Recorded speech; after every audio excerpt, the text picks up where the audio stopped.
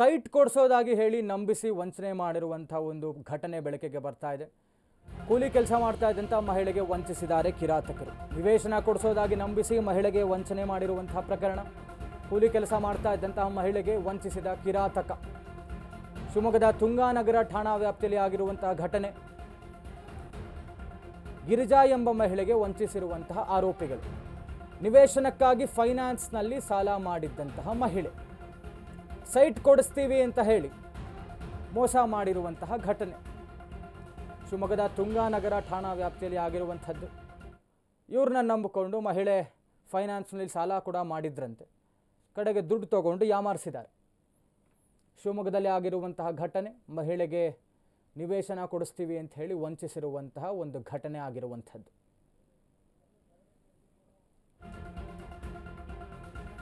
ಆರೋಪಿ ಕುಮಾರ್ ಅಲಿಯಾಸ್ ಪುಟ್ಟಪ್ಪನಿಂದ ವಂಚನೆ ಆಗಿರುವಂಥದ್ದು. ಸೈಟ್ ಕೊಡಿಸ್ತೀನಿ ಅಂತ ಹೇಳಿ 4 ವರ್ಷ ಕಳೆದರೂ ನಿವೇಶನವೂ ಇಲ್ಲ, ಹಣ ವಾಪಸ್ ಕೂಡ ಇಲ್ಲ. ನಿವೇಶನಕ್ಕಾಗಿ 80,000 ರು ಸಾಲ ಮಾಡಿಕೊಟ್ಟಿದ್ದಂತಹ ಮಹಿಳೆ ಗಿರಿಜಾ. TVS ಫೈನಾನ್ಸ್ನಲ್ಲಿ 80,000 ರು ಸಾಲಕ್ಕೆ 3 ಲಕ್ಷ ಬಡ್ಡಿ. ಇತ್ತ ಪೊಲೀಸ್ ಠಾಣೆಯ ಮೆಟ್ಟಿಲು ಏರಿದ್ರೂ ನ್ಯಾಯ ಸಿಕ್ಕಿಲ್ಲ ಪಾಪ ಮಹಿಳೆಗೆ. DYSP ಕಚೇರಿ ಹೋಮ್ಗಾರ್ಡ್ ವಿರುದ್ಧ ಸಹ ಮಹಿಳೆ ಆರೋಪವನ್ನು ಮಾಡ್ತಾ ಇದ್ದಾರೆ. ಹೋಮ್ಗಾರ್ಡ್ ರಾಕೇಶ್ ಸಹ ವಂಚಕ ಕುಮಾರ್ಗೆ ಸಪೋರ್ಟ್ ಮಾಡಿದ್ದಾರೆ ಅಂತ. ಮನೆ ಬಳಿ ಹೋದರೆ ಜಾತಿ ನಿಂದನೆ ಕೇಸ್ ದಾಖಲಿಸುವಂತಹ ಬೆದರಿಕೆ ಬೇರೆ ಹಾಕಿದ್ದಾರೆ ಅಂತೆ.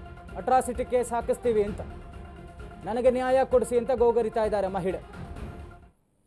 ನಿವೇಶನ ಕೊಡಿಸ್ತೀವಿ ಅಂತ ಹೋಮ್ ಗಾರ್ಡ್ ಸಪೋರ್ಟ್ ತಗೊಂಡು ಈ ಕುಮಾರ್ ಅನ್ನುವಂಥವರು ವಂಚನೆ ಮಾಡಿದ್ದಾರೆ. ರಾಕೇಶ್ ಅನ್ನುವಂಥವರ ಮೇಲೂ ಕೂಡ ಇದೀಗ ಆರೋಪ ಮಾಡ್ತಾ ಇದ್ದಾರೆ ಮಹಿಳೆ.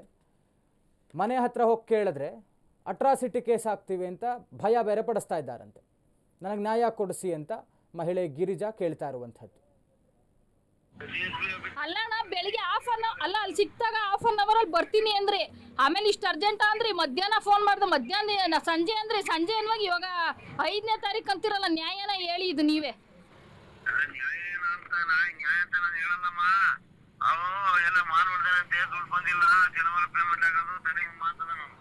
ಅಲ್ಲಣ್ಣ ಹೇಳಿ ನೀವೇ ಕರೆಕ್ಟ್ ಹೇಳಿ. ಸರಿನಾ ಇದು ಮಾಡ್ತಾ ಇರೋದು? ಹಾ, 4 ವರ್ಷದ ಮೇಲೆ 4 ವರ್ಷದ ಮೇಲೆ 1 ತಿಂಗಳು ಟೈಮ್ ತಗೊಂಡು ಮತ್ತೆ ಇವತ್ತು ನಾಳೆ ಅಂತಿದ್ರೆ ಹೆಂಗಣ್ಣ ಕತೆ? ಇವಾಗ ಬೆಳಗ್ಗೆಯಿಂದನೂ ಬೆಳಗ್ಗೆ ½ 1 ಗಂಟೆ, ಸಂಜೆ, ಮಧ್ಯಾಹ್ನ ಅಂದ್ರೆ ಈಗಾಗಲೇ 5ನೇ ತಾರೀಕು ಅಂತಿದ್ದಾರೆ.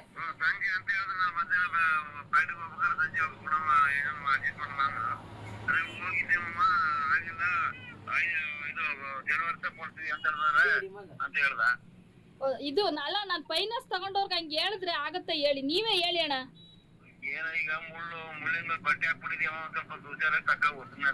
ನಿಜವಾಗ್ಲೂ 10 ರೂಪಾಯಿ ಬಡ್ಡಿ ಕಟ್ತಾ ಇದೀನಿ. ನಾನು ಹಸು ಅಂದಿದ್ ಮಾತ್ರ ದೇವ್ರು ನೋಡ್ಕೊಳ್ಳಿ ಆಯ್ತಾ. ನಾನು ಹಸು ಅಂದಿದ್ದೆಲ್ಲ ದೇವ್ರು ನೋಡ್ಕೊಳ್ಳಿ. 10 ರೂಪಾಯಿ ಬಡ್ಡಿ ಕಟ್ತಾ ಇದೀನಿ. ದೇವ್ರಾಣೆ ಫೈನಾನ್ಸ್ ನೋಟಿಸ್ ಕಳ್ಸಿದಾನೆ. ದೇವ್ರಾಣೆ ಅವ್ನಿಗಿರ್ಲಿ, ನಾ ಸುಖ ಎಲ್ಲ ಅವನಿಗಿರ್ಲಿ. ಈ ಶನಿವಾರನೂ ಒಂದು ನೋಡ್ಬಿಡ್ತೀನಿ ಲಾಸ್ಟ್. ಮತ್ತೆ ಅದು 9ನೇ ತಿಂಗಳಲ್ಲಿ ಇರೋದು, ಅದನ್ನು ಇದು ಮಾಡಬೇಡಿ ನೋಡಿ. ಅದನ್ನು ಮುಂಚೆನೆ ಹೇಳಿ ಇದು ಮಾಡಿಸಿ ಅಣ್ಣ. ಹಲೋ, ಪುಟ್ಟಪ್ಪ ಕ್ಯಾಂಪಲ್ಲಿ ಒಬ್ಬ ಪುಟ್ಟ ಕುಮಾರ್ ಅಂತೇಳಿ ಪರಿಚಯ ಆಗಿ ಬೇರೆಯವ್ರ ಮೂಲಕ ಸೈಟ್ ಕೊಡ್ತೀವಿ ಅಂತೇಳಿ ಮೋಸ ಮಾಡಿದ್ದಾರೆ. ನಮ್ಮ ಹತ್ರ ಒಂದು 80,000 ತಗೊಂಡು ಮೋಸ ಮಾಡಿದ್ದಾರೆ. ಒಂದು ಇದೇ ಕೆಲಸ ಅಂತೆ. ನಾನು 4 ವರ್ಷದಿಂದ ಸ್ಟೇಷನ್ಗೆ ಓಡಾಡ್ತಾ ಇದ್ದೀನಿ. ಬಡ್ಡಿ ತಗೊಂಡು ಕೊಟ್ಟಿದ್ದು ಫೈನಾನ್ಸ್ TVS ಅಲ್ಲಿ 4 ಲಕ್ಷ TVS ಅಲ್ಲಿ ತಗೊಂಡಿರೋದ್ರಿಂದ ನೋಟಿಸ್ ಬಂದಿದೆ. ಅದು ಇವಾಗ ಅವ್ನಿಗೆ 80,000 ಕೊಟ್ಟಿರೋದು 3 ಲಕ್ಷ ಕಟ್ಟಬೇಕಾಗಿದೆ. ನನಗೆ ಇವಾಗ ಇಂಟ್ರೆಸ್ಟ್ ಬಡ್ಡಿ ಎಲ್ಲ ಸೇರಿ 3 ಲಕ್ಷ ಆಗಿದೆ. ನಾ ಕೂಲಿ ಮಾಡೋದು ಎಲ್ಲಿಂದ ತಂದು ಕೊಡ್ಬೇಕು ಗೊತ್ತಿಲ್ಲ. ಪೊಲೀಸ್ ಸ್ಟೇಷನ್ 4 ವರ್ಷದಿಂದ ಅಲಿತಾ ಇದ್ದೀನಿ. ಪೊಲೀಸರು ರೆಸ್ಪಾನ್ಸ್ ಮಾಡ್ತಿದ್ದಾರೆ. ಬಟ್ ಸ್ಟೇಷನ್ಗೆ ಹೋದಾಗ ಕರೆಸ್ತಾರೆ, ಬಟ್ ಕೊಡ್ತೀನಿ ಅಂತ ಕೊಡ್ತಾ ಇಲ್ಲ. 4 ವರ್ಷದಿಂದನೂ ಇದೇ ಥರ. ಹೋಮ್ ಗಾರ್ಡ್ ಸಪೋರ್ಟ್ ತಗೊಂಡು ಈತ ಕುಮಾರ್ ಅನ್ನುವಂಥವನು ಈ ರೀತಿಯಾಗಿ ಮಹಿಳೆಗೆ ಮೋಸ ಮಾಡಿದ್ದಾರೆ. ಪಾಪ ಮಹಿಳೆ ಸೈಟ್ ಆಸೆಗೆ ಬಿದ್ದು ಸಾಲ ಮಾಡಿ ಈ ಥರ ದುಡ್ಡು ತಂದು ಕೊಟ್ಟಿದ್ದಾರೆ. TVS ಫೈನಾನ್ಸಿಂದ 80,000 ಸಾಲ ಮಾಡಿದ್ದಾರೆ. ಅದು ಬಡ್ಡಿ ಬೆಳೆದು 3 ಲಕ್ಷದವರೆಗೂ ಹೋಗಿದೆ. ನಿವೇಶನವೂ ಇಲ್ಲ, ದುಡ್ಡು ವಾಪಸ್ ಕೂಡ ಇಲ್ಲ.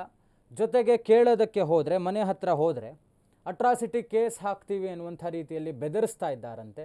ಪಾಪ ಆ ಮಹಿಳೆ ಗೋಗರಿತಾ ಇದ್ದಾರೆ, ನನಗೆ ನ್ಯಾಯ ಕೊಡಿಸಿ ಅಂತ. ಈ ಕಡೆ ಫೈನಾನ್ಸ್ ಅವ್ರ ಕಡೆಯಿಂದ ನೋಟಿಸ್ ಬರ್ತಾ ಇದೆ, ದುಡ್ಡು ಕಟ್ಟಬೇಕಾಗತ್ತೆ. ಸಾಲ ಮಾಡಿಕೊಂಡು ಬಂದು ಈ ಥರ ನಿವೇಶನದ ಆಸೆಗೆ ಬಿದ್ದು ಯಾರನ್ನೋ ನಂಬಿಕೊಂಡು ಇವ್ರು ಈ ಥರ ಸೈಟ್ ಆಸೆಗೆ ಪಾಪ ದುಡ್ಡು ಕೊಟ್ಟಿದ್ದಾರೆ. ಆತ ನೋಡಿದ್ರೆ ಅದೇ ಕೆಲಸ ಅಂತೆ, ಮೋಸ ಮಾಡುವಂಥದ್ದು. ಪಾಪ ಮಹಿಳೆಯೊಬ್ಬರಿಗೆ ಈ ರೀತಿಯಾಗಿ ವಂಚನೆ ಮಾಡಿದ್ದಾರೆ ಸೈಟ್ ಕೊಡಿಸ್ತೀನಿ ಅಂತ ಹೇಳಿ. ಶಿವಮೊಗ್ಗದ ತುಂಗಾನಗರ ಠಾಣಾ ವ್ಯಾಪ್ತಿಯಲ್ಲಿ ಆಗಿರುವಂಥ ಘಟನೆ. ಪಾಪ ಆ ಮಹಿಳೆಯ ಕಷ್ಟ ಕೇಳೋರು ಯಾರೂ ಇಲ್ಲ, ನ್ಯಾಯ ಕೊಡಿಸಿ ಅಂತ ಗೋಗರಿತಾ ಇರುವಂಥದ್ದು ಮಹಿಳೆ.